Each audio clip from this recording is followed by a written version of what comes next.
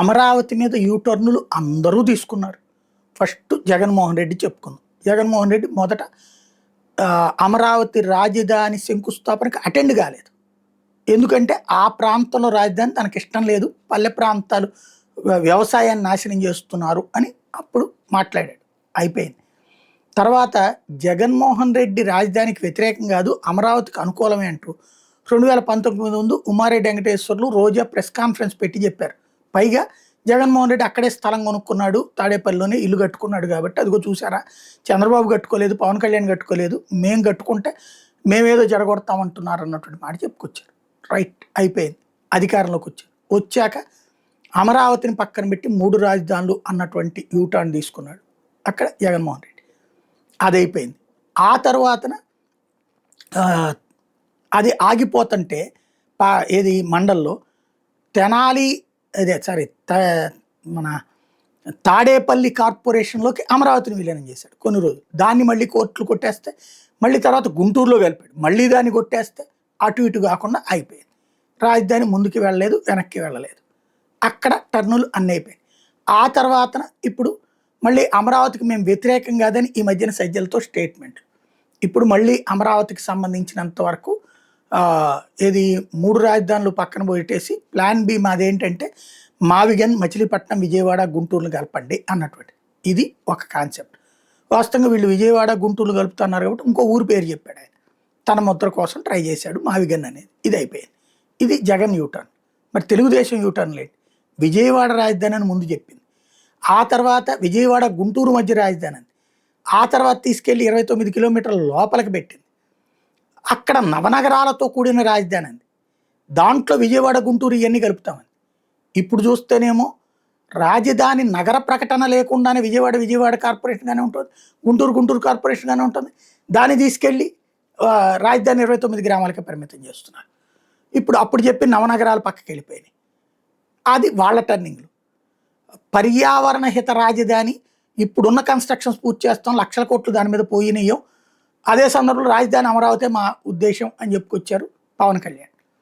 అంతకుముందు పవన్ కళ్యాణ్ రాజధాని అంటే సామాజిక వర్గానికి సంబంధించినటువంటి రాజధాని అంది ఆయనే. అదే అట్లాగా అసలు అన్ని ఎకరాలు ఎందుకు, అన్ని వేల ఎకరాలు ఎందుకు, నేను అడిగితే 3,000 ఎకరాలు చాలన్నారు, తీరా చూస్తే 30,000 ఎకరాలు తీసుకున్నారు, ఆ పైన మళ్ళీ ఏడిపించడం ఎందుకు అన్నటువంటి నాడు మాట్లాడి, ఇప్పుడు ఆయన డిప్యూటీ సీఎంగా ఉండగానే ఇంకొక 50,000 ఎకరాలు తీసుకుంటుంటే అవునంటున్నారు.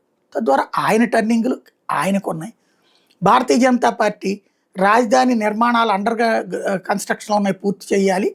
అదే సందర్భంలో అది ఒక పర్యావరణ హిత రాజధానిగా ఉంచుతాం, గ్రీన్ క్యాపిటల్గా ఉంచుతాం, దాన్ని రాజధాని తీయం, అమరావతిగానే ఉంచుతాం, విజయవాడ, గుంటూరు కలుపుతాం అన్నది అప్పుడు సోమవీర్రాజు అధ్యక్షుడిగా ఉన్నటువంటి చెప్పింది.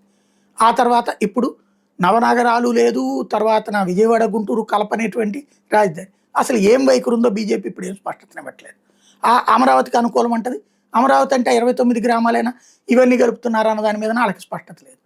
ఇది ప్రస్తుతం ఆంధ్రప్రదేశ్ ఆనాడు రాష్ట్ర విభజనకి ముందు విభజనను ఎవడూ చేయలేడు అంటూ విభజనకు మద్దతు ఇచ్చిన పార్టీలు, విభజన జరిగిన తర్వాతన వాళ్ళకి తప్పంటే వాళ్ళకి తప్పంటూ ఒకళ్ళనొకళ్ళు తిట్టుకుంటున్న పార్టీలు, ఓవరాల్గా రాష్ట్ర ప్రయోజనాల కంటే రాజకీయ ప్రయోజనాలే ముఖ్యం, రాష్ట్ర భవిష్యత్తు కంటే వీళ్ళ జీవిత భవిష్యత్తులే ముఖ్యం. ఎందుకంటే ఆంధ్ర బాగుపడిందంటే చుట్టుపక్కల ఉన్న రాష్ట్రాలన్నిటికంటే నెంబర్ 1 అవుతుంది.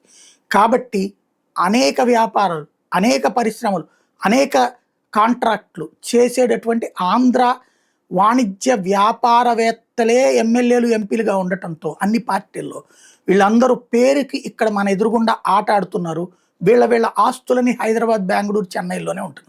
మన దరిద్రం ఏంటంటే మన పిల్లలు ఆయా నగరాల్లో ఉన్నారు కాబట్టి మనము అమరావతి బాగుపడాలా, టోటల్గా ఇక్కడ ఒక నగరం తయారు కావాలి, రాష్ట్ర భవిష్యత్తు గురించి అందరు ఇక్కడే పెట్టుబడులు పెట్టాలి, ఇలాంటి మాటలు మాట్లాడలేకపోతాం. ఎవడెవడో విదేశాల్లో వచ్చి ఇక్కడ పెట్టుబడి పెట్టమంటున్నాం.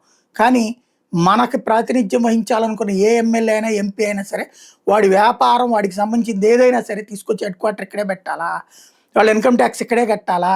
మన నాయకులు ఎవడైతే గెలిచినోడు, ఓడినోడు, ఇక్కడ ఇన్ఛార్జిగా ఉండాలనుకున్నాడు, ఇక్కడ రాజకీయం చేయాలనుకునేవాడు, ప్రతి ఒక్కడు ఆంధ్రాలోనే తన వ్యాపారాన్ని హెడ్ క్వార్టర్ నడపాలి అన్నటువంటి ఆలోచన ఆంధ్ర ప్రజలకి రాకపోతే ఇంకో 25 ఏళ్ళు, 50 ఏళ్ళు, 70 ఏళ్ళైనా ఇట్లా వీళ్ళు ఒకళ్ళనొకళ్ళు కొట్టుకుంటూ నాటకాలు ఆడతా, సేమ్ టైం మన బిడ్డల్ని తీసుకెళ్ళి హైదరాబాద్, చెన్నై, బెంగళూరులో బ్రతికించుకునే మన తరాలు మన తర్వాత మన కొడుకులు కూతుళ్ళు ఆ తర్వాత వాళ్ళ బిడ్డలు మనవాళ్ళు ముది మనవాళ్ళ దాకా ఇలాగే సొల్లు ఉపన్యాసాలతో సరిపోతుంది.